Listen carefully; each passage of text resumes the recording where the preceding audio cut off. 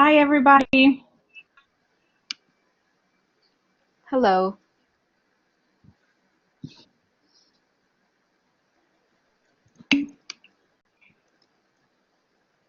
Hello, everybody. My name is Ana Solano Campos, and I am the chair of the NNEST-IS of TESOL. I am going to be facilitating this webinar, and I'm also going to be sharing with you some foundational concepts before our presenters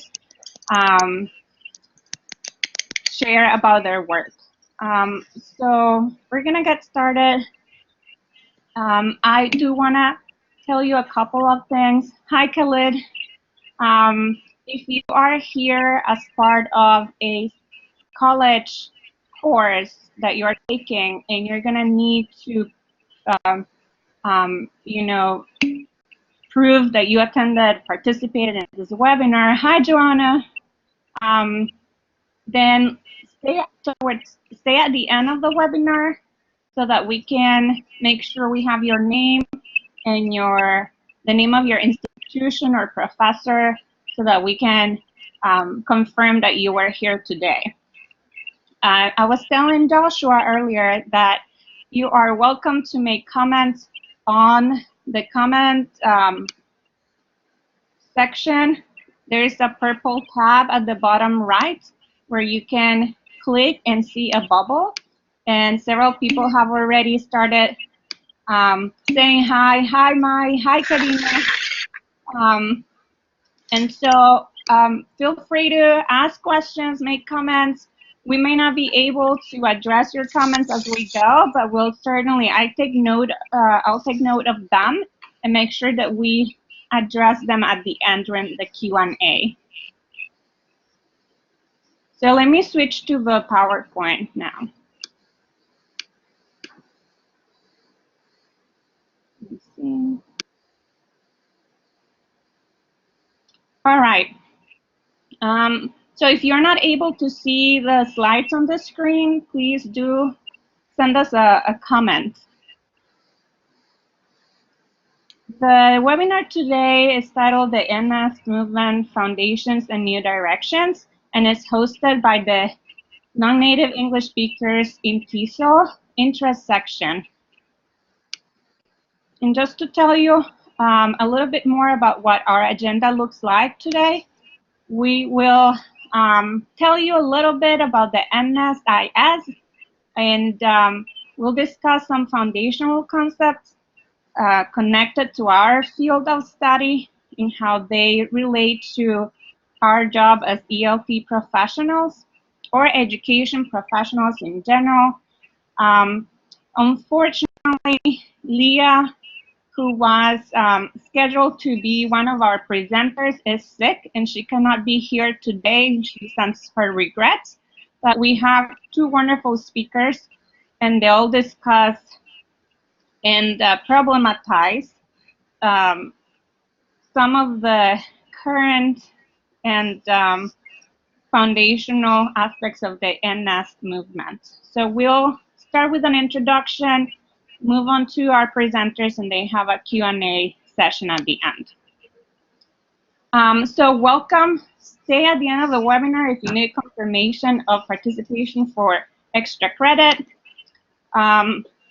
Just to tell you a little bit about the NNEST-IS, as I mentioned earlier, we're an intersection of the TESOL International Association, and the NNEST-IS formally dates back to 1996, but we can say it was actually officially established within TESOL as a caucus in 1998. With the first official meeting happening at the TESOL convention in New York in 1999. And really the purpose of the NNEST caucus at that time was to create a non-discriminatory professional environment for all TESOL members, regardless of language and place of birth. In 2008, the NNEST caucus became the NNEST Intersection as part of a reorganization that happened in TESOL. And currently is the institutionalized home base and the intellectual space of the NNEST movement, which we'll talk more about in a little bit. We have a vibrant research community.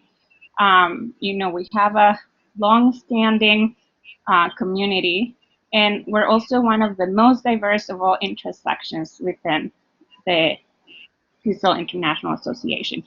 Now, Shema is going to tell you more about some of this history. So stay posted for her presentation. The NNEST-IS has a steering committee. We currently have 6 members. I am currently the chair. Doa Rashid is our chair-elect, and Nathaniel Rudolph is our past chair.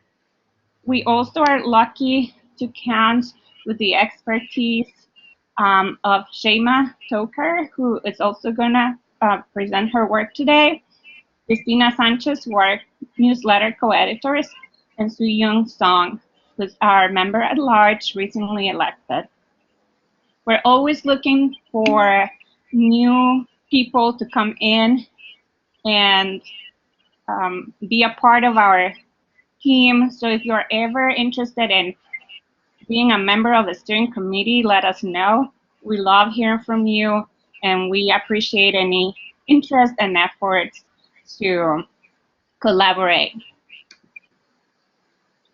So what we do, currently we can say that the NNEST-IS names the ideological structures and processes that interact with various identity categories to perpetuate linguistic oppression around the world, and specifically linguistic oppression of users of English.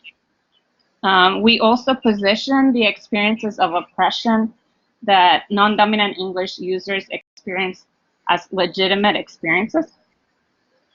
We facilitate rhetorical and epistemic tools to contextualize and problematize privilege and marginalization of English users. And we provide a space for solidarity and for coalition and mentorship. The intersection has a website that I highly recommend you visit, and which you can use after this webinar is over to refresh some of the information we'll talk about here. There is a section with resources that includes all back issues of the NNEST newsletter.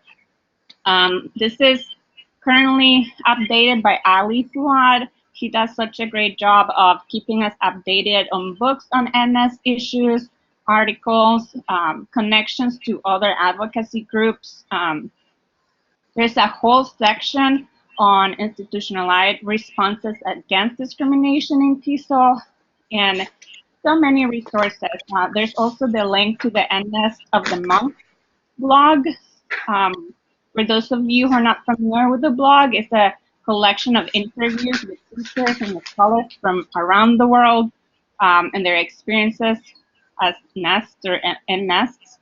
And we also have a Facebook group and an email list, which you can see on the left. So that's our introduction. Now we'd like to tell you a little bit more about our guest speakers. We have 2 wonderful speakers today. Our first speaker is Shema Toker. She's a doctoral student in applied linguistics in Georgetown University, and her research interests include L2 teacher education, language socialization, identity, and critical multilingualism. She taught ESL and EFL learners in various contexts in Turkey, Italy, and the US. And as I mentioned before, she's a co-editor of the NNEST-IS newsletter. And then we also have Yasemin Tezgidan from Middle Eastern Technical University. I need to point out that Yasemin is the winner of the 2019 Outstanding Paper in NNEST Issues. So if any of you are ever interested in knowing about the process um, of submitting an abstract or a paper for this award, feel free to connect with her or with us about how to do so. Yasemin is a scholar at the Foreign Language Education Department of Turkey's Middle Eastern Technical University.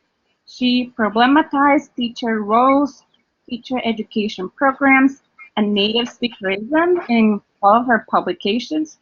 She's the author of the book named Moving Beyond Technicism in English Language Teacher Education, a case study from Turkey, which is currently in press by Lexington Books. And she's also a co-editor of the book A Language of Freedom and Teachers Authority Case Comparison from Turkey and the United States. So we're very lucky to have both of them. And after I give you a brief overview of some foundational information, they will go ahead and share some of their work with us. All right, so this webinar is an introductory webinar to former and current members of or new members of NNEST-IS, but also open to anybody who's interested in learning more about what is the NNEST movement, what is the NNEST-IS, and what are some of the theoretical foundations that inform our work. And we're gonna get started with the term native speaker fallacy, which is really an idealization that assigns ownership of English to certain groups and provides them with privilege and status while othering and excluding speakers deemed not legitimate users of that language. The native speaker fallacy is the foundation for native speakerism, which Holiday describes as an ideology.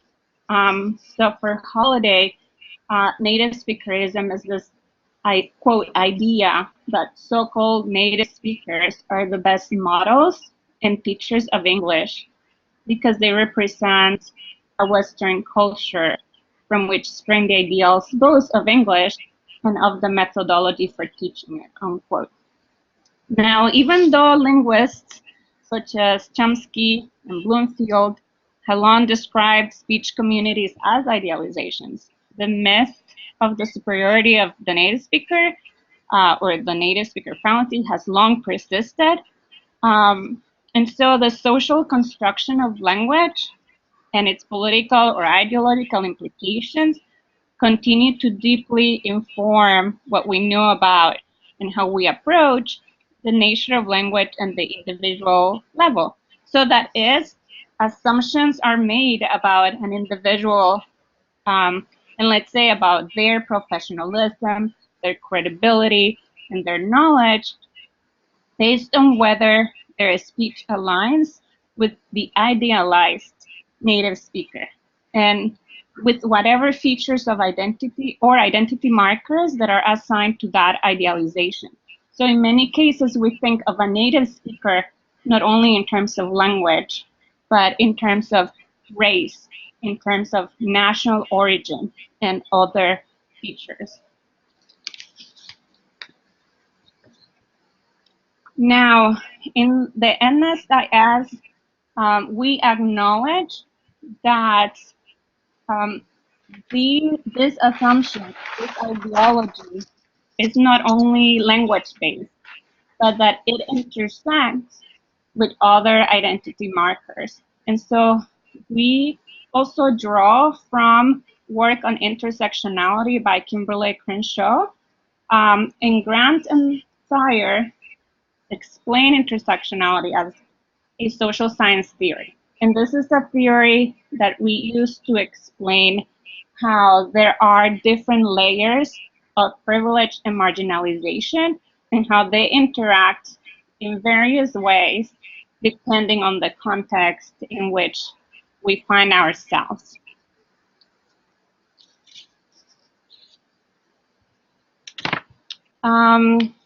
So issues of power and language that associate perceived linguistic nativeness with prestige, intelligence, and credibility are really tangled with the historical oppression of people based on their race and immigration status, for example, among others.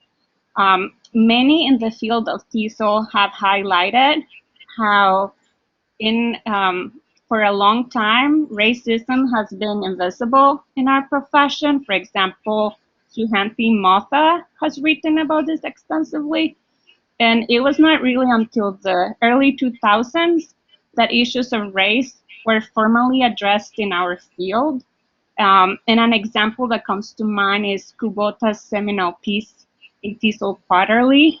If you are interested in reading that piece, I'm happy to give you the information at the end of the webinar. More recently, Nelson Flores has spoken about racial linguistic ideologies, and he has argued that racial positions are pervasively used to frame linguistic practices as deficient. In other words, even when an individual uses English, quotes, appropriately, unquote, they're still marginalized because of their racial positioning, among others. And then in the global context, social categories and identities, as well as the systems of oppression based on them, are going to be constructed and expressed differently across different settings and should be contextualized rather than simply understood using, Western or other dominant frameworks.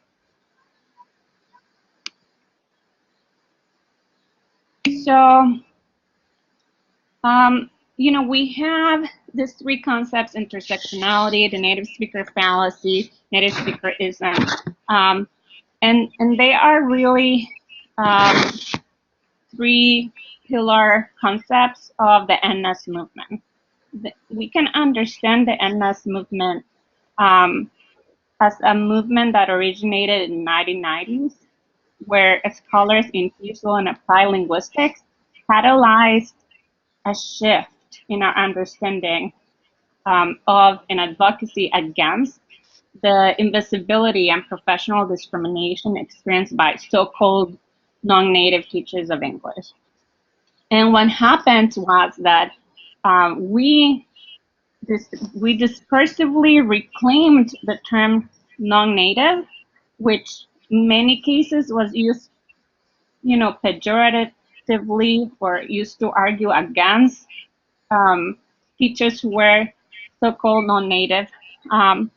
So we've reclaimed this term that was initially used for our own linguistic oppression. And you see on this slide the covers of several books that were published during that time by George Brain, by Leah Kamenstein, by Eric Lourda, Peter Medges, and others. These are foundational texts during this time. After that, and throughout this time, really, there have been many debates about the characteristics of so-called non-native English-speaking teachers and their so-called native English-speaking counterparts.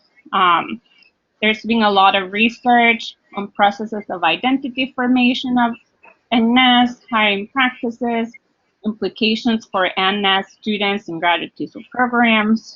And there's also a strong focus throughout this time on the journeys of self-discovery of NNEST professionals and on the challenges that they experience in the workplace. There's also being an emphasis on diminishing structural linguicism from employers and publishing venues. So as you see, it's a pretty complex conversation that has been happening in the last, we'll say, 20 to 30 years. It's such a body of a scholarship, and it continues to grow and change. And Yasemin will talk more about. So who is an NNEST? What is this label? How is this label used? And typically, it's used in contrast to the term NEST, native English speaking teacher. And this term is really more of a continuum, and it can be interpreted differently. It means different things to different people today. So in this session, Shayma's going to tell you more about this term, this label, and we really want to pose the question of who are we as teachers and learners when we remove this dichotomy of NNEST, and we reframe that in a different way. So I'm going to stop now, and I'm going to pass it on to Shayma, who's going to tell you about the nomenclature debate in the NNEST movement and about future directions in LPI research. So Shayma, are you ready? Yes. Hi, everyone. Thank you, Anna, for inviting me to the first webinar of our interest section this year. Anna, you already gave a great introduction to the history of the NS movement. And in my presentation, I'll specifically focus on the nomenclature, this label debate within the NS movement. And I'll share my position in this debate and future direction that I envision. So for our new members, I'll first very briefly talk about the NS movement, and then I'll talk about the place of the nomenclature debate in the NS movement, and then I'll share my positionality, and I'll argue that intersectionality, as Anna already mentioned, is a lens which can enable us to unpack the complex layers of oppression and privilege all teachers of English experience in TESOL. And to illustrate this claim, I'll talk about a case study on a German male non-native English-speaking teacher and his authority claims in a classroom in the US. And I'll discuss how intersectionality as a lens would illuminate the findings of the study. So during the presentation, please feel free to comment on the chat box, and I would be happy to respond to your questions at the end. All right, so hope this won't be very repetitive. As Anna mentioned, the NS movement unofficially started in 1998 in a TESOL colloquium organized by George Bryan, which brought together both leading and emerging non-native English-speaking scholars in TESOL, who were emerging then, like at that time, like Suresh Kanagaraja and many others. And then later in 1998, the non-native English speakers in TESOL, NS caucus, was formally established by George Bryan as the chair, and in 2008, by the consensus of its members, the caucus transformed itself into an interest section under TESOL organization. And since then, Anna already mentioned a lot of good research and advocacy work going on within our interest section, and we became the institutional space for the NS movement, and we've been providing theoretical, practical, and professional contributions to the NS issues in TESOL. All right, so when I look at the trajectory of research within the past 30 years, we can see that there have been an increasing number of studies on NS as a lens to understand the experiences of so-called non-native teachers. And when we look at the trajectory, I can identify two different waves of research, and please feel free to comment whether you agree with my categories. Those are definitely not like strict categories. That's what I think is happening in the NS movement, research on NS movement, in the NS movement as a graduate student studying this topic. So what I see is initially in the first wave of research within the NS movement, very rightfully, given the context it emerged out of as a strong reaction to the racial discrimination non-native teachers of English have been experiencing, we see that the primary focus has been on the strengths of non-native English teachers versus the native English teachers.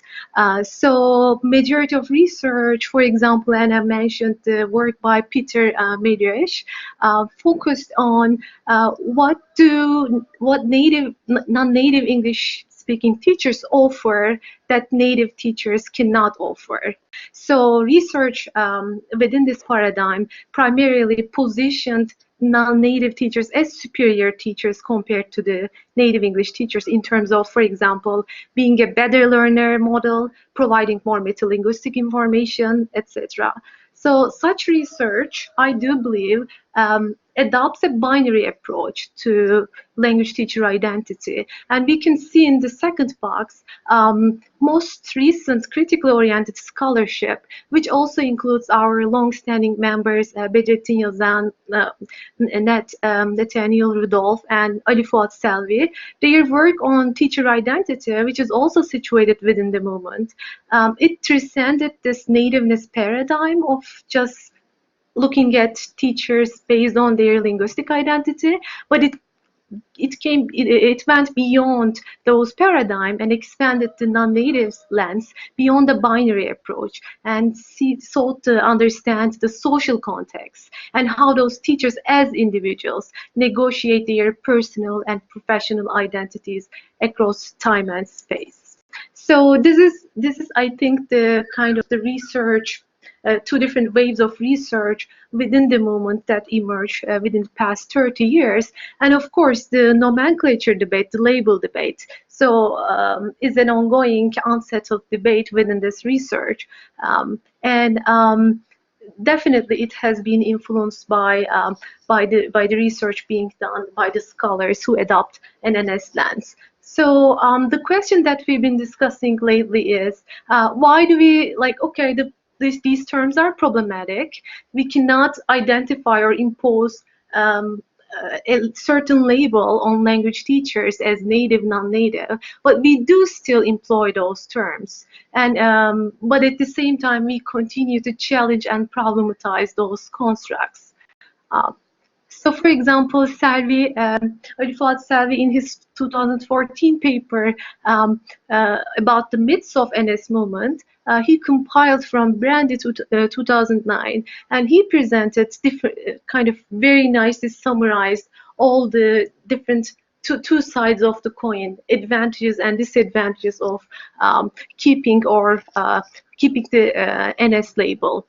So, for example, here, some advantages of NS label could be for advocacy purposes. It's a label that is easy to organize people against discrimination, but also by keeping it, are we not also perpetuating the ideology of nativeness constantly as we use those terms in our papers, in our research, and when we talk about those issues? So those are really both very valid and complex questions that we all have been engaged with since the beginning of the movement. And there have been some alternative terms by scholars that were proposed by scholars. For example, multi-competent speaker, competent language user, transnational English teacher, or more recently, Malta and her colleagues proposed translinguistic, transcultural English teachers as an alternative. So those are the terms that have been proposed as an alternative to the label non-native. So as I shared my opinion in the March 2018 newsletter article, NS newsletter article last year, what I do believe is that label debate diverts our attention and our energy from the larger structural issues. And it's not the terms themselves that promote the racial division, but it's rather, as Kubota and Lin put it, it's rather the structured conceptualization of those terms, driven by white, modernist, male-oriented, and Western discourses that still, as also Anna mentioned, that still prevail in our profession. So therefore, I do believe that leaving this debate behind, we need to move towards an, as also Anna mentioned, identity-driven critical scholarship that uncovers the systems and power structures that privilege or oppress the teachers of English in very different geopolitical contexts. So I believe that we need to unpack not only race and language, but also we should focus on gender, sexuality, and social class, and also religion, as those constructs can easily be disguised in any of those labels. All right. So I could see your comments in the chat box. I'm gonna read through them at the end of my presentation, and I'll try to respond to them in the Q&A. So let me continue with intersectionality.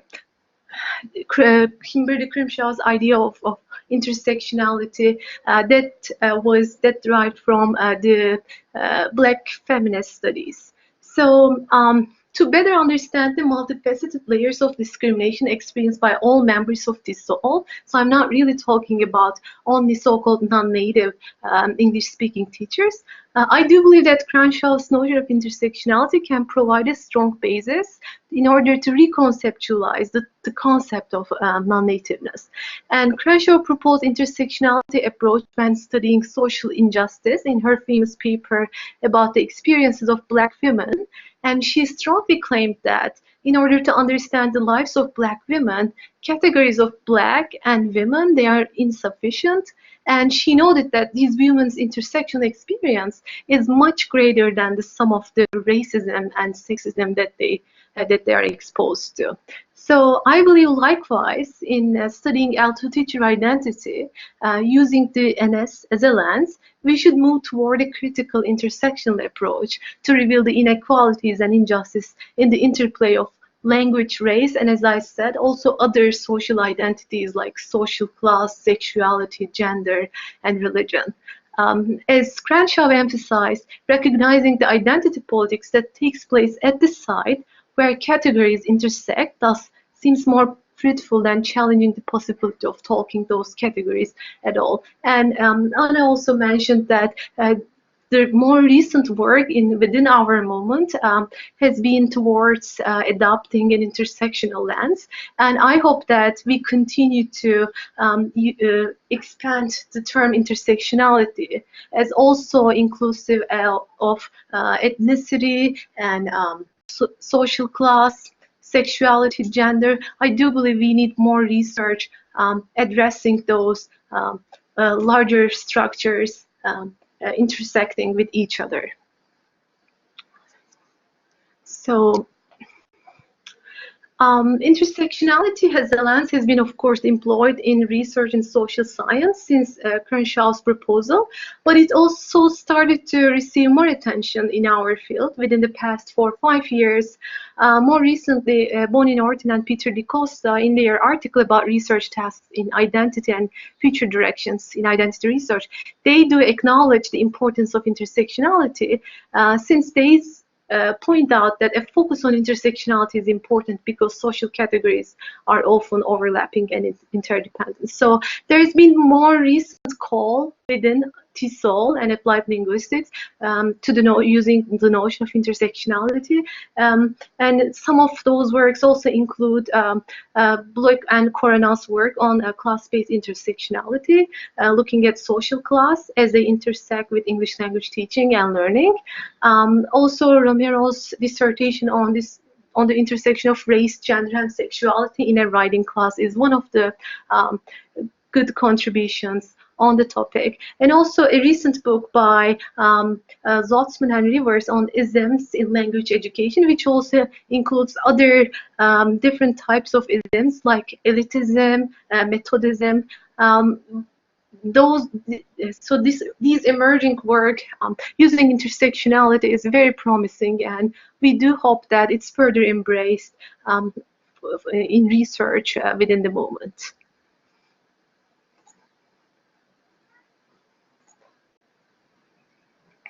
So in the last part of my presentation, I would like to take up the call by Varghese, Mota, Park, Rivas, and Trent, which was asked. It's a question asked in the TESOL special issue on language teacher identity in 2016. So they ask, how would we encounter our work differently if our attention to language teacher identity were deeply aware of the interconnected nature of systems, as many of you have been commenting, these larger systems that interact with each other, which we use for categorizing, oppressing, and discriminating. So I'll take up this question and I'll present you a study by Dr. Strela, who is actually my advisor at Georgetown University right now. I'm going to very briefly present his work, and I have his permission to present and criticize his work in this webinar. So we're gonna look at the findings of his study, and we'll look at how would intersectionality approach would eliminate the findings, and what is missing in the study, and what can we do in order to reinterpret the findings based on the intersectionality framework. So in this study, Subtrelli examined how a German ethnic male non-native English-speaking teacher teaching a grammar in an IEP in the US. So he looked at how this teacher negotiated the ideology of native speakerism with his students, and particularly he looked at what strategies this teacher uses in order to assert himself as the authority figure, as a legitimate speaker and teacher of English. So he has two main findings. The first one is he found out based on the analysis of classroom data and interviews with teacher, he found out that the teacher openly identifies himself as a non-native English-speaking teacher without experiencing any threat from students on his authority as a direct result of his NS studies. And he could claim authority by challenging the widely accepted authorities such as the textbook, and also constructing himself as a well-read linguist, displaying his knowledge about identity. So the Subtrelli frames this teacher as a successful NS and gives some suggestions about, in quote unquote, how to be a good NS, basically. So there is a lot of things missing in this picture, and the elephant in the room is the paper does not mention the role of race, nationality, and gender in this picture.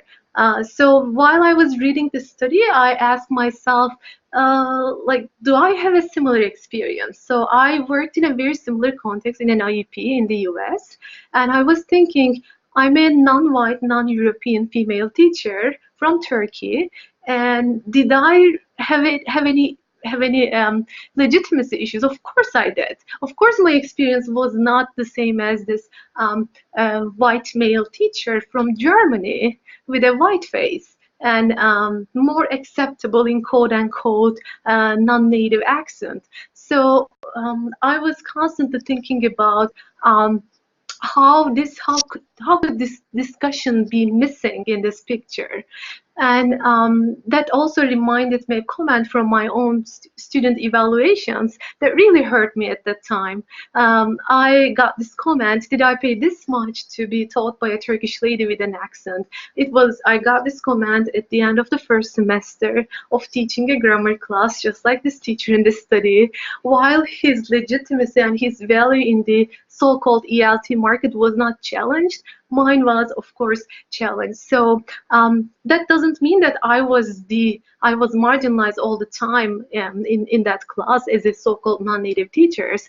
I taught a group of Saudi students, which of course gave me some advantages in terms of building a rapport with them based on our shared religion or other identities. So I'm not really aiming to portray myself as the marginalized versus this German teacher, but my point is we need to look at individual teachers' experiences, not only based on their so-called linguistic identity, but we also need to consider how the larger structures of power like race, nationality, and gender play out in how we negotiate our identities in our day-to-day teaching.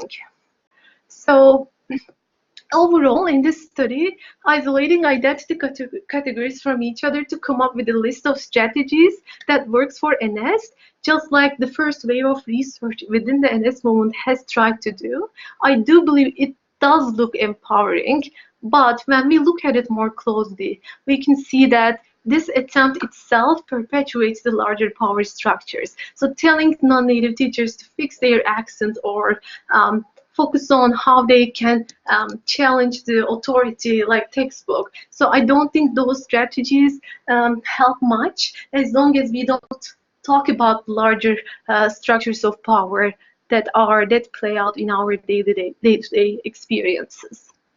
So to wrap up, I do believe that the future direction in our movement, in the NS movement, should be not only to unpack race and language in our research, but also include ethnicity, gender, sexuality, social class, nationality, and religion, and how those larger structures of power coexist, intersect with each other in order to privilege and marginalize. So not only to marginalize, but also privilege teachers and all learners of English. So thank you so much. Thank And you. I'm happy to. I was going to say that we have a lot of people with questions. They have been raised in the comment section, and also people have been raising their hands. I would like for you to keep your questions until the end of the webinar. During the Q&A session, both Shema and Yasemin can address your questions, but I also want to make sure that Yasemin has enough time to present her work. Shema, thank you so much for this illuminating conversation and for in addressing this topic in such a holistic manner. Thank you. Thank you, Anna. Yasemin, I'm turning it over to you now. Okay, thank you, Anna. I think you can hear me okay, right? Yes, we can. Okay, so thank you, Anna, and thank you, Shema, for the great presentations. They were really inspiring for me and enlightening before my talk. Now I'm going to talk about another phase of the reality, NNEST reality in our field. I'm from Turkey and I live in Turkey and I practice in Turkey.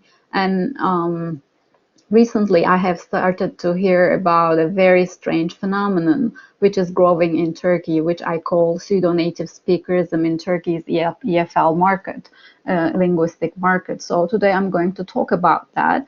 And I agree with you in terms of the intersectionality issue, and we need to explore this issue in terms of the intersectionality of race, class, gender, and all other different markers of identity as well. But we need to have a larger kind of research because this is an emerging new field and we need to understand how it works. So let me talk about the concept first, and I will talk about my small scale study to give you an idea. This is just an emerging area of research probably. I hope before it becomes further normalized and enlarged in Turkey and elsewhere, we could stop it. So let's talk about it. In Turkey's private school sector, in the linguistic market, especially in the private schools, local non-native English-speaking teachers with high linguistic capital, so-called legitimate standard American or British accents, private schools present these local non-native teachers as native English-speaking teachers. So NNEST, non-native English speakers, act as if they are native English-speaking teachers. They lie about their personal and linguistic backgrounds, and they behave as if they are monolingual nests, native speakers of English. So although they are originally from Turkey, they can speak Turkish, understand Turkish very well, and they have even Turkish names. they behave as if they don't understand any Turkish so that they could continue the policies, English-only policies of their institutions. And ironically enough, some institutions even assign English names to these teachers, Turkish teachers or other teachers from other countries. In my study, there was a German, Turkish, Kyrgyz, and Australian Turkish participants in my study, but they were all, some of them were given fake names and some of them were able to keep their Turkish names. So I call this phenomenon, this new emerging phenomenon in Turkey, pseudo-native speakerism. Let's talk about the Turkey's EFL market briefly. As you might imagine from this new concept, Turkey's EFL market heavily builds on native speakerism and English-only policies. As you might imagine, again, in this cultural and linguistic field, native speakers, so-called native speakers, have benefits, financial benefits, economic benefits, symbolic benefits. They have less workload and they have better salaries, etc., as you might see in other parts of the world. Following native speakers' policies, and in the existence of native English-speaking teachers among the teaching staff increases the school's prestige in this native speakers environment in the eyes of parents who favor native speakers policies because they think that the ideal teacher of English is a native speaker teacher, and if the school has such a teacher among its staff, it's a good school in the eyes of parents. And unfortunately, the private school sector, in order to make better benefits in this environment, do not challenge this phenomenon. And in a neoliberal agenda, it might not be a surprising case, actually.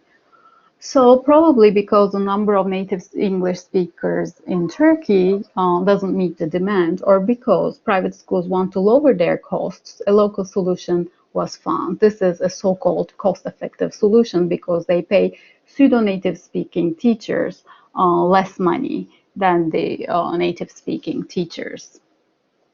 And their workload is always much worse than the so-called native speaking teachers of English. So under these circumstances, non-native speakers, actually pseudo-native speaking teachers, reconstruct a false identity. They act as if they were native speakers born abroad, probably to Turkish parents. They construct their own identity on a made-up personal story. And they behave as if they have never learned to speak Turkish, or they even lie about their real names. For instance, my name is Yasemin, which means Jasmine in English. So imagine I'm a pseudo-native speaker and my identity, my name is changed from Yasemin to Jasmine, and it is presented like that to the whole school community. And it is posted like that in the website of the organization. So hearing such stories from my former students who are practicing teachers of English in private institutions, or from my student teachers, I decided to conduct a small-scale study. First, I posted such a thing on my social media account, asking people if they have ever experienced such a thing, and there was a great deal of reaction from colleagues, students, and friends, and people reacted harshly against this phenomenon. And some people said they had already experienced such a thing.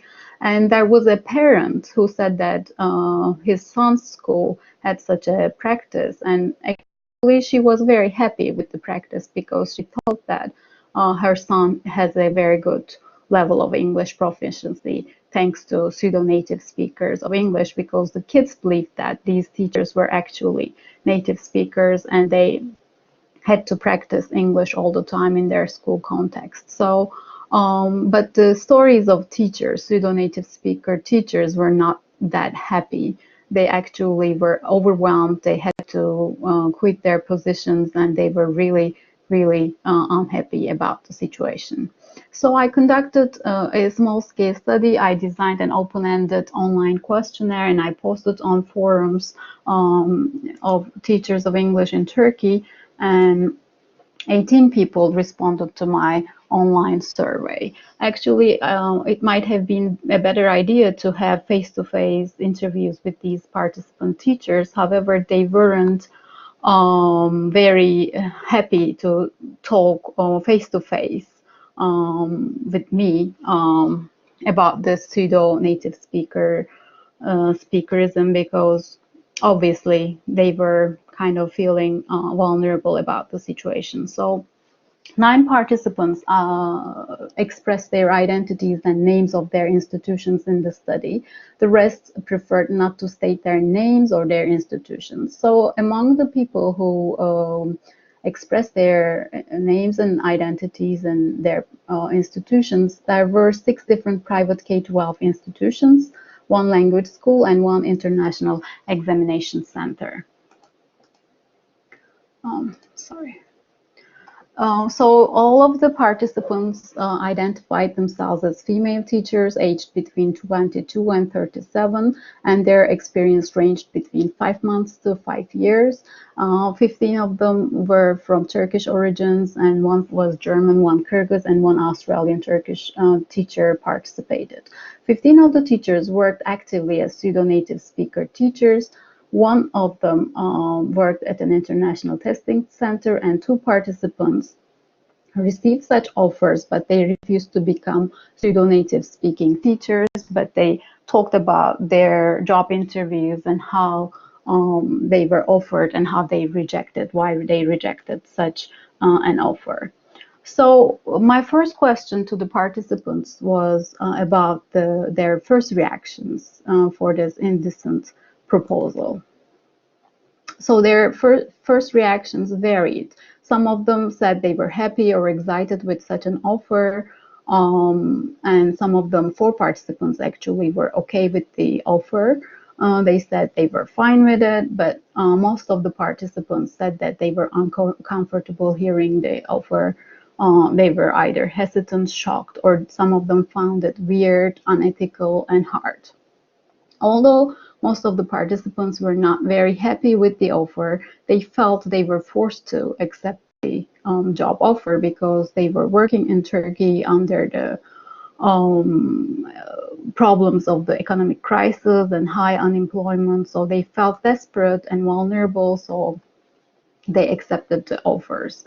So here you see voices of the teachers, participant teachers. She says she had just graduated from university and she needed a job while doing her master's, and she says they took advantage of my situation. It's not because I was a perfect speaker. Actually, there were other teachers who said that they were young and inexperienced, they were novice teachers, and they were desperate, and they accepted the job offers. Another teacher, also, Kübra, says the same thing. It sounded weird at first, but I wasn't experienced in education industry. I think industry is the best descriptive word for the situation I was in, she says, and I needed that job. The definition of my job required it, so I accepted. So in Kübra's narrative, you can see that she has a critical perspective now, but when she was an inexperienced teacher, probably she wasn't that conscious, and she had a more submissive teacher stance, so she felt like she was forced to accept that offer. Or perhaps the privilege of becoming or associated with being a native speaker made her happy and she accepted the offer. But in order to make such an ambitious claim, we need to do further research and further in-depth research, maybe in-depth case studies with participants based on narrative studies. It is needed. So some of the participants, 2 of the participants actually, did not accept the offer. Here is Zeynep's narrative telling why she rejected the offer. She says, if any part of education involves lies and it is not transparent, it can be trusted. I don't want to be the tool to fool people. And even if so, considering that they would give me a fake identity and ask me to do the job of that fake identity, but pay me less than what the actual person would get, is unacceptable and perhaps a modern form of slavery. So Zeynep's critical consciousness, I believe, prevented her from accepting the position, but still we need to ask further questions to make sure what led these people. Was it their linguistic identity or cultural identity, their race, gender, critical consciousness, or teacher education program? We need to know why some of these people, these practicing teachers, accepted to offer and stayed in these positions, while some of them left their positions after some time. Actually, 11 participants in the study left their positions after 5 months to 2 years due to reasons such as extreme workload, lower pay, stress, etc. But 4 participants continued to work as pseudo-native speakers at the time of the study, and they mostly expressed positive views about their positions. Esra said, "It's difficult but good for students' English." Advocate thought she was content because she had a chance to practice English. She foregrounded her own opportunities to practice English rather than her students' chances of practicing English. And the last teacher talked about working conditions and the salary. She was the only person who stated that the work conditions and the salary was the same as the native speakers, of the real native speakers of English. So she was happy with the conditions. When I asked them about the work conditions, all of them talked about the rule to speak English all the time in and out of school. So there was no place for Turkish, as you see in Kübra's line. She says we were always forced to talk in English inside and outside of the school, even in our leisure time, coffee breaks, lunchtime, small chats with other teachers from different branches. We had to whisper if we would like to say something in Turkish. If we bumped into a student at weekend on the street, we continued to talk in English. So the limitation to speak Turkish was not only covering the time when the teachers were at school, but outside the school time, because they were behaving as if they were native speakers of English. So they didn't, they wouldn't reveal this secret at any time. To protect their so-called new reconstructed identity. So you might imagine what kind of a stress that would create and what kind of a limitation that would create on the teacher. And they also said, one other teacher said that they even talked in English with the school janitor who did not even know any English. So the situation was really strange. And another teacher, Jale, said, I ran away from there when my contract finished. I wasn't happy at all and I was like a slave of them. This shows the situation, I think, very clearly. So fake names, made up stories actually summarize the situation. And another participant said they were deceiving parents, and she used the term deceiving parents. She said, in parentheses here, you see Pinar, perhaps I should not have told you this, but we were deceiving parents in the logic of a private school, because they were translating for their colleagues who were Turkish and who spoke very well Turkish. They were translating for them because the parents didn't know that they were actually speakers of Turkish. So here you see, we have a colleague named Deniz, who is also known as Mrs. Denise by everyone. These people never ever speak to parent meetings. We stood next to them and translated their words so that parents would not understand they were Turkish. Some of these teachers had contradictory ideas or feelings. Although they were feeling like they were doing the right thing, as you see here in Defne's words, they also felt that they were like liars. Let's see what Defne had to say. At first, it felt weird. You were going to have a different identity, a different name, even a different life story. But then she saw her 5-year-old student making long sentences and acting like a British little girl. And right at that moment, I said, I'm doing the right thing. So Defne here says, when she sees her Turkish student acting like a British little girl, she thought that she was doing the right thing, and she didn't actually question the authenticity or the reality of what was happening there, and she thought that that was the right thing to do. And she also used the English version of her Turkish name, and she talks about how using another English name made her feel or act differently. Here is what she says.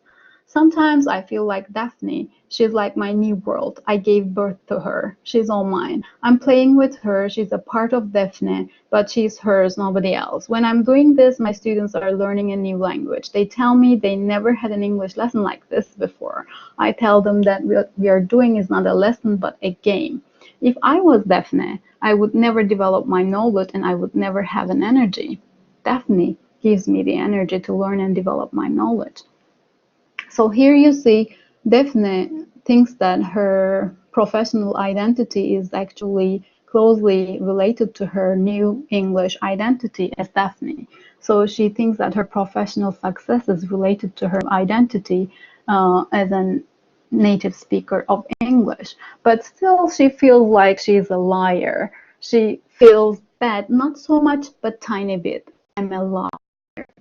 And she says she believes at first whatever she tells to her students. Before telling them, I tell myself. Some people can find this two-character thing psychologically unhealthy, but come on, there are more unhealthy stuff around the world. So here we see Daphne using, in my interpretation, a kind of defense mechanism to justify her pseudo native speaking position. So she, on the one hand, thinks that she's doing the right thing because she helps her students speak English better, but at the same time, she feels like a liar. And she also talks about her students' sense of feeling that she's actually a Turk. Here in the last part, you see her voice. On the other hand, there are some type of students who are like a detective and try to find a piece of evidence that you're actually Turk. They search and stalk you everywhere. They even speak bad stuff in Turkish next to you or to your face to see if you're going to react back. So this was a common thread actually in the narratives of teachers. They said that students were using bad words as a testing mechanism to see if their teachers were real native speakers, if they didn't really speak any Turkish. That was a big challenge for the teachers, and they used different strategies. Some of them complained to the school administration about those students. Some of them behaved as if they knew some Turkish and they tried to speak Turkish with an English accent, acting as if they were non-native speakers of Turkish this time. And they talk about feelings of being overwhelmed, and Jale says they get stuck in their lies because when they tell students a lie, they ask further questions like if they ever voted for Trump, if they ate pork, or if they were Muslim, or things like that, and they have to come up with a new lie every time the students ask a question. So they feel really stressed out on the face of these lies and these never-ending questions. Hajar had an identity crisis when one of her students came to her speaking Turkish during the break time. Her parents were divorcing, and the student asked for help in Turkish from Hajar, but she couldn't help the student because it was forbidden to understand and to react when students spoke Turkish. So although the student was having a hard time, Hajar couldn't help the student. And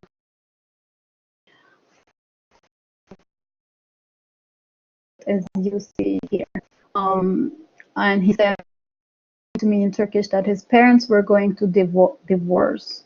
Even in this sensitive situation, I had to pretend like I did not understand him. I did not feel as a human. Why did I have to lie about my personality? I could create a classroom where all students speak in English without any lies. Then why did I have to lie?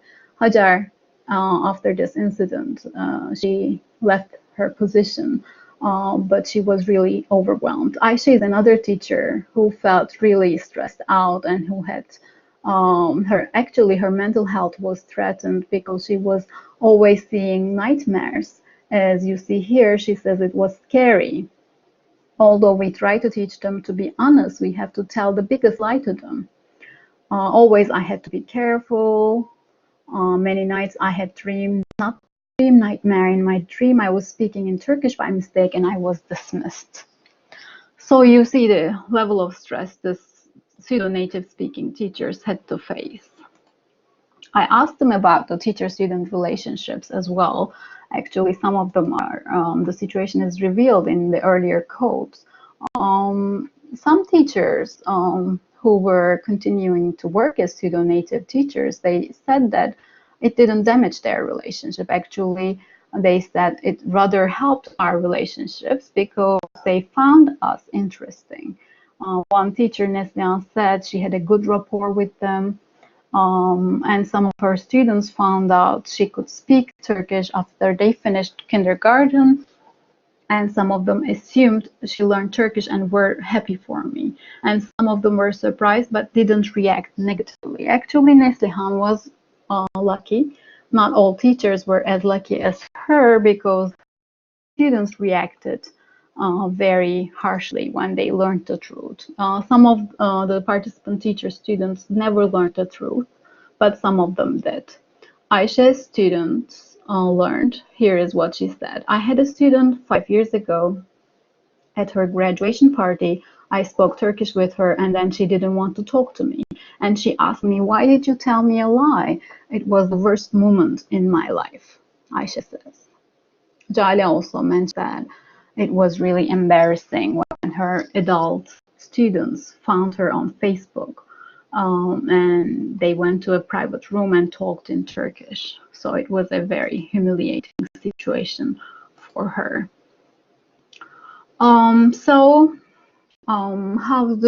can we interpret this? Actually, as I said before, we need to further the intersectionality in these teachers' identities. But this was a small-scale exploratory study, so I couldn't go into the social class issues. All those teachers identified themselves as females, but still, we need to know more about their identities, about their race, social class, religion, and all the other dimensions of their identity. But with this limited data, my interpretation is that although a few pseudo-native speaking teachers implied their fake identity didn't create any harm and saw it as a good opportunity for themselves or for their students to practice English, most saw it as a curse because it created great tension on the part of these teachers. And in this study, I actually used Bourdieu's framework in his book Language and Symbolic Power, and I think it might be related to their social class and their linguistic background, social cultural background. Those teachers who are coming from probably higher classes with privileges and with legitimate, so-called legitimate English backgrounds might find themselves at ease with the pseudo situation because they might feel themselves better in English fluency, but the other ones from mid or lower classes might be finding it as a real challenge. So they might start quitting their jobs, or they might not accept the offer in the first place. But we need to conduct further studies to validate this interpretation. From a critical stance, I think that these teachers, these pseudo-native teachers, were reduced to objects without real stories because they had to conceal their true identities. And after playing this scripted role for some time, some of them felt abused and they changed their jobs. But some of them used defense mechanisms as Defne, and they tried to rationalize their fake identities. So, as for concluding remarks, I might say that this new phenomenon of pseudo-native speakerism is a malign new form of native speakerism. It has no respect for the unique personas of NNESTs.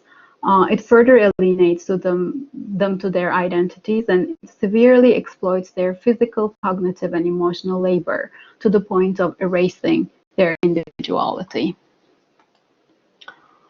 So this ill-formed dehumanizing practice grown out of the greed of private institutions for more profit in our neoliberal age needs to be problematized, analyzed, and challenged before it becomes further normalized in and out of Turkey.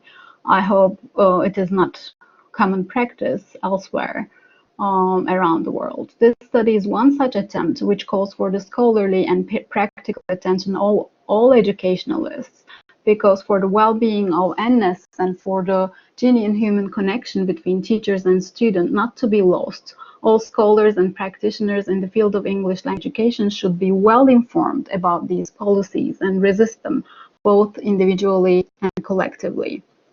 And I think the first step to do with pseudo-native speakerism in Turkey, it is essential for us, for all educators, to unearth our internalized sense of linguistic hierarchies and to unlearn our taken for granted views as to the way things are in our neoliberal world.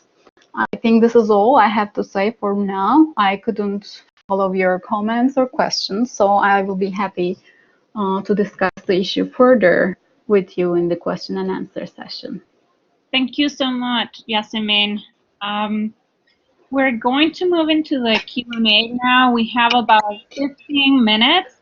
I have been tracking the comments that people are making on the chat.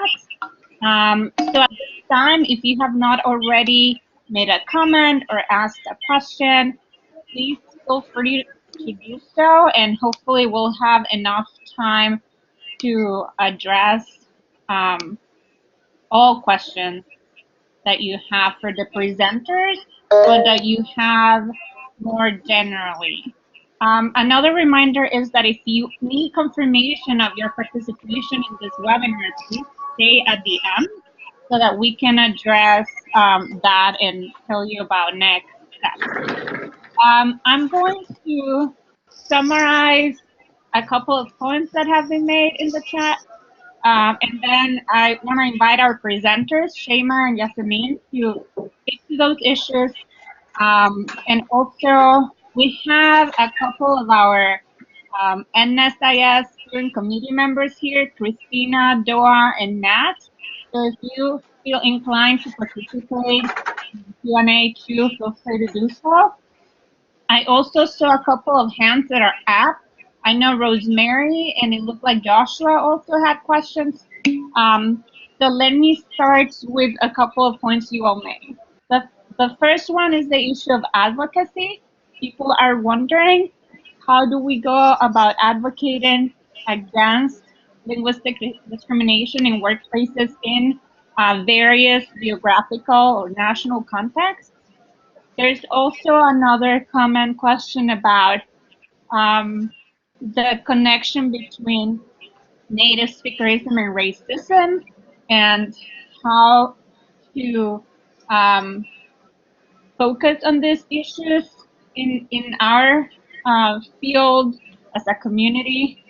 Then there's also the question of education and of addressing native speakerism in across various ELT organizations that continue to use native speakerism to exclude people or to or that it affects working conditions for people. And then Rosemary, I see that you have your hand up. Do you have a question that you want speakers to consider? If so, you can type it on our chat for everyone. But in the meantime, I just want to open it to Shema, Yasemin, and any of our NNEST-IS steering committee members to speak about those three issues: advocacy, racism, connection to racism, white supremacy, and then education. I would say issues in ELT organizations. Sure, I can take up the question about advocacy. Because Thank as I shared in my presentation, I received a student's evaluation telling me that my value as a non-native teacher is not worth his money or her money, basically. So there is really this perception among students that, especially the ones living in the going abroad to going to native English-speaking countries to learn English, they do feel entitled to get services only from native speaking teachers because they are there in that native country to learn English. So there's definitely that perception that is very common in many institutions, in IEPs and in many other courses. So one thing that I didn't do as a less experienced ESL teacher, not so-called non-native ESL teacher in that context, what I could have done, but I didn't do, was to speak to other people and share that I received such comments, like, I'm not personalizing it. This is not about me as a person. If the student is requesting that, like, what is wrong with it? Let's discuss it. Maybe bring that to a teacher meeting or go and meet with the director of the program to discuss what can we do, how can we address this issue of neoliberal ELT that Yasemin also mentioned in her own study, which was very strong. How the teachers talk about their experiences, how dehumanizing this. How teachers are dehumanized within the neoliberal ELT. I think that would be a good start that I didn't do, but I wish I had done.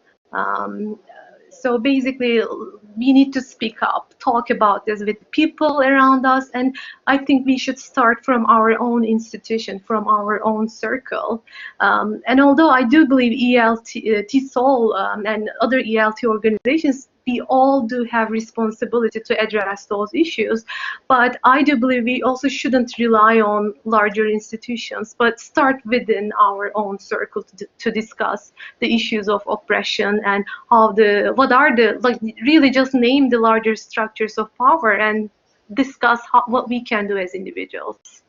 Thank you so much, Shema. I want to add that we have both on the NNEST-IS website and on the Facebook page resources that can help you to speak up. And I know Shema saying, you know, I wish I could have speak, or like I would go back and speak up. But sometimes we don't have the vocabulary, or we don't have, you know, an example of what to say and how to say it. And so when you encounter these situations, either in your everyday life, as an educator, at your workplace, we have examples of letters that you can send. We have examples of statements that have been written in the past. So I just want to encourage everybody to look at those examples and to use them, or to model your own responses after those. And if you feel unsure on how to go about it, reach out to our community. We stand on the shoulders of giants. We are not alone doing this work.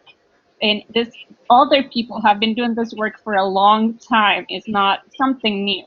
So I encourage you to check those resources. Something else I want to say regarding Shema's comment and this question about advocacy in particular, especially because people have been mentioning on the comments, you know, why do students prefer so-called native speakers? And I think we have to discuss the issue of internalized linguicism, internalized racism. A lot of these conversations, this conversation we're having today is larger than an hour and 30 minutes, right? So I do want to also invite you to stay posted, to stay connected, to come back for our second and third webinar where we can explore and unpack some of those issues a little bit more. Yes, Amin, do you have anything you want to add about the advocacy part?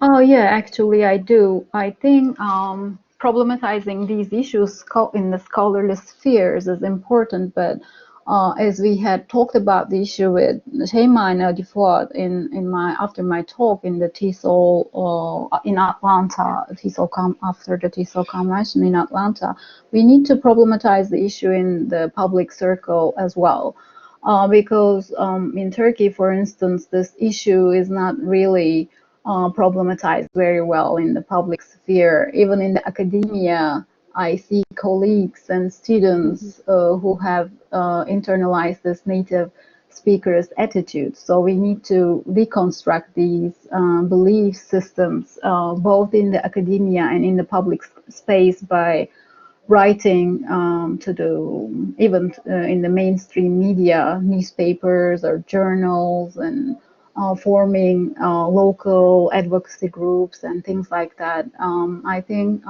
being a part of such circles internationally and nationally is really important. And when we face discrimination in our workplace, I think we need not to take it personally, although it is sometimes very difficult not to take it personally. But as Shema mentioned, we need to share it, we need to problematize it, and we need to talk about it. I think dialogue is the main thing, and maybe we need to talk about it with our students. We need to problematize it in our classroom settings as well, so that we could create counter-hegemonic spaces in our classrooms, in our schools and academia, and in public in general. Thank you so much, Yasmin. We have, I think you both have spoken about advocacy and about educating ourselves and our students. There's also the other issue of the extent of the work we have been doing and how it connects to white supremacy, racism, and so on. Do you have any comments on that?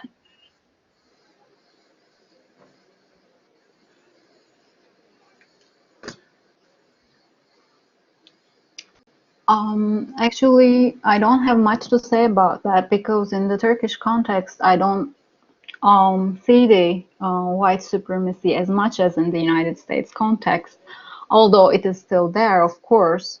But our issues are a bit different, as you saw in my talk. It's more related to the general native speaker construct and more about Eurocentrism than about the race itself. I don't claim that it is not there. It is still there, but it is not as strong as in the US context, I believe.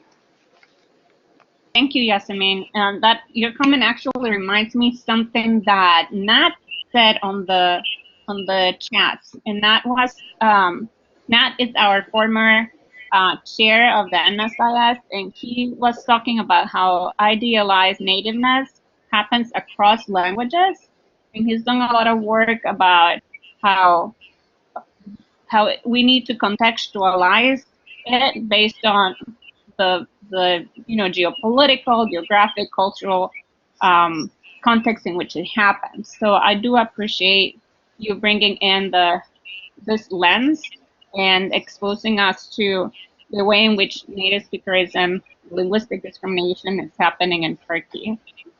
Shema, any comments regarding racism? Not much really. I try to touch native speakerism do intersect with racism in my talk, and as Nathaniel also mentioned, we really need to look at the context, the social context and geopolitical context, while talking about the larger power structures. Although there could be commonalities, it could be usually the ideology of racism that is salient in many contexts. We need to be careful about, like, we shouldn't impose any ideological concept while looking at data in those local in teachers' lives in those local contexts. And I would like to highlight that, like, we need to look bottom up, and if you want to understand what is really going on in the lives of those teachers all around the world. Thank you, Shema. We also have a comment question from Christina. I don't know if you both can see it. It was at 10:18 a.m. But she's saying, in what ways do our understandings of language as territorialized inform these ideologies of nativeness? How can we move towards other understandings of language and align better with notions of identity that are more inclusive, or at least embrace this identity complexity? Is that something we should be doing as teachers, scholars?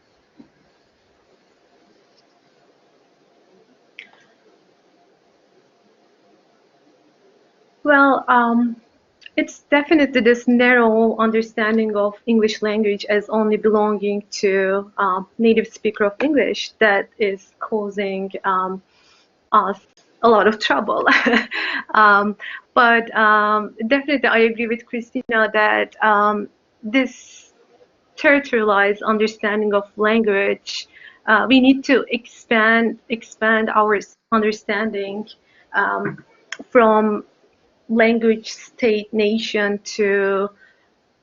towards more embracing the global status of English. But also, I think we need to be careful with that as well. Within the, we need to approach it from a critical perspective.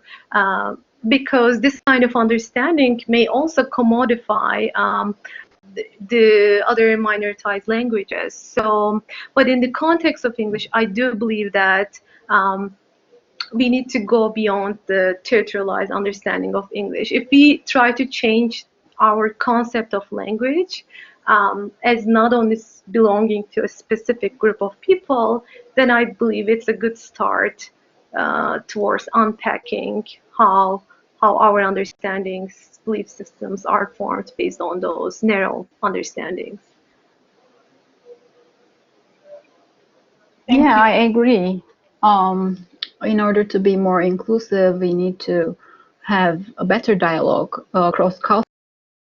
And what we are doing today in this webinar is actually a great start. And maybe we should embrace such practices more often, and we could exchange ideas. And we should also deconstruct the hegemony of North American or Euro-centered research, and we need to hear the voices of scholars from all around the world on these issues, and we need to increase the amount of exchange between scholars from all around the world to move beyond this territorialized understandings.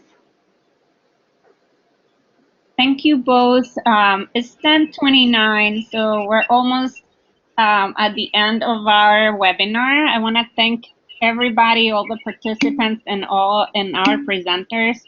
I do want to say that we have in the past had wonderful sessions, wonderful webinars that address decolonizing ELT, that address concepts such as double consciousness in English language teaching, that address this concept of internalized racism or linguicism in our profession.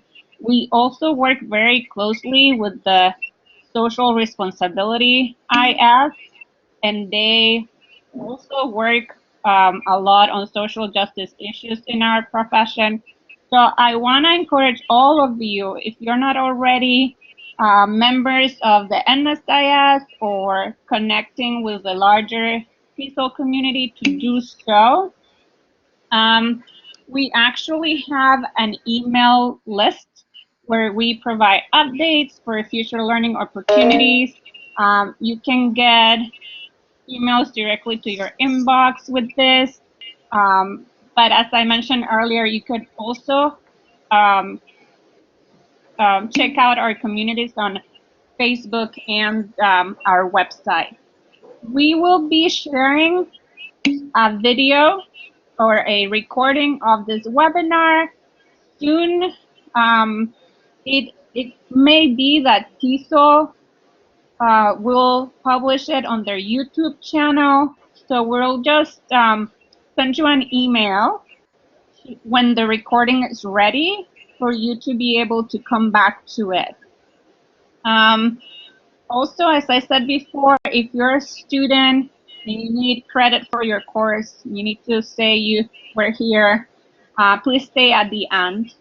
Other than that, thank you all for your participation, and we hope that we will continue to be in touch. Thank you, everybody. Thank you. Thank you. Bye-bye. Bye. Bye.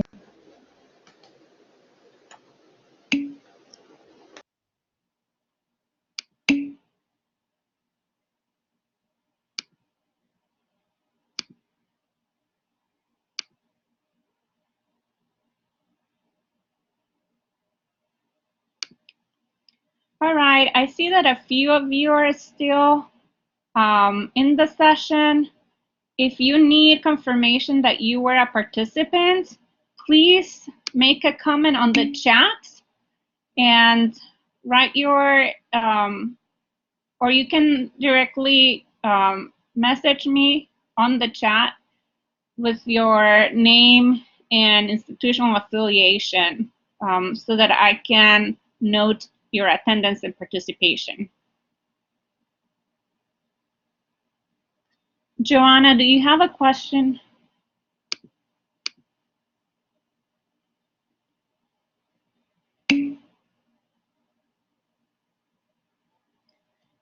Yes, so let me write down your name. Can you remind me what your institution is?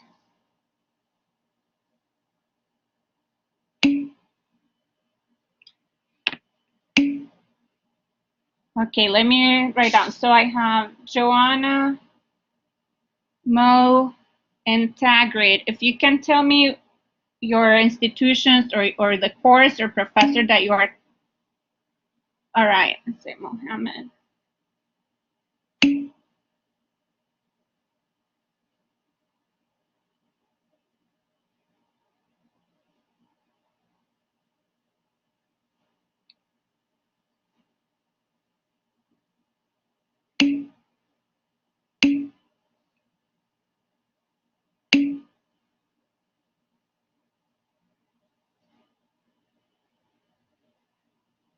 All right, Joanna, you're all set. Thank you for being a part of the webinar. Mohammed, oh, I see, A. Shams University.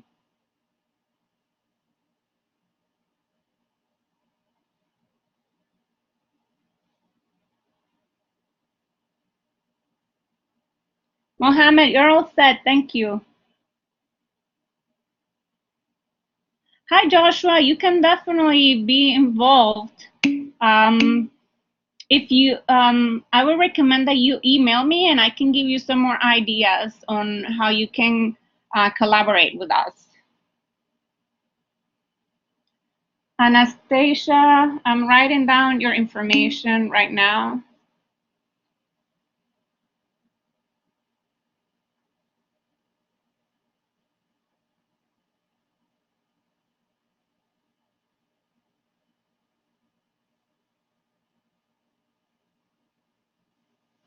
Anastasia, you're all set. Tagreed, I'm writing down yours.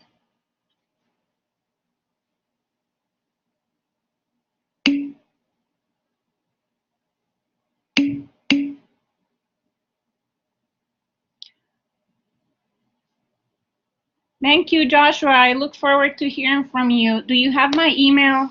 I'm writing it right now,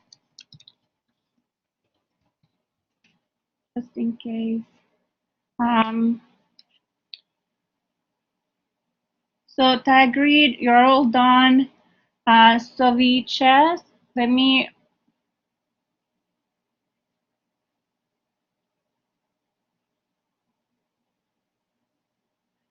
Soviches, I wrote down your information, so you're all done also.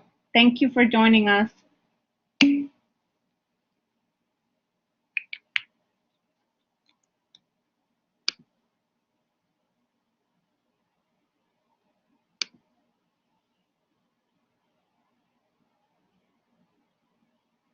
Hagrid, you're all set. Mohammed, you're all set also.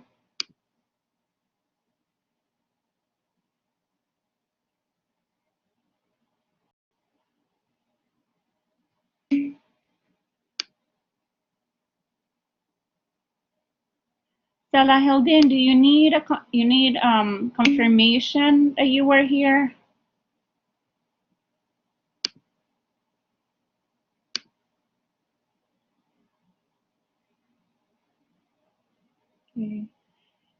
Okay. Hi, Lynn. Do you need confirmation? And Khalid.